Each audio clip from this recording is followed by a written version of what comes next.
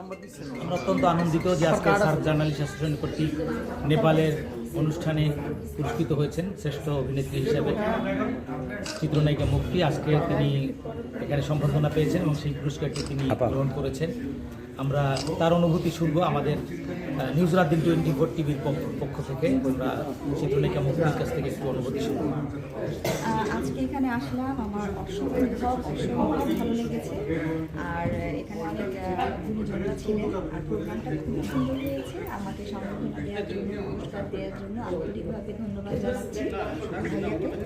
আর আমি নেপালে আসতে পারিনি দেখে আমি আন্তরিকভাবে দুঃখিত, কিন্তু আমি নেপালে আসিনি ঠিকই।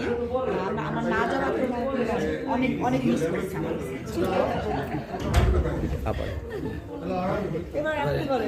জনপ্রিয় চলচ্চিত্র অভিনেত্রী কেয়া তিনিও সেই পুরস্কারে ভূষিত হয়েছেন এবং আজকে তিনি সম্বর্ধিত হয়েছেন।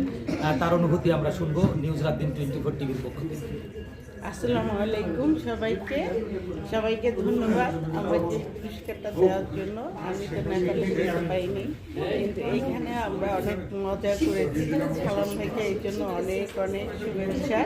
সামনে আসছে আমাদের 16ই ডিসেম্বর, অনেক বড় একটা দিন। আমাদের দেশ স্বাধীন হয়েছে, এই জন্য এই দেশের সব মানুষকে ধন্যবাদ।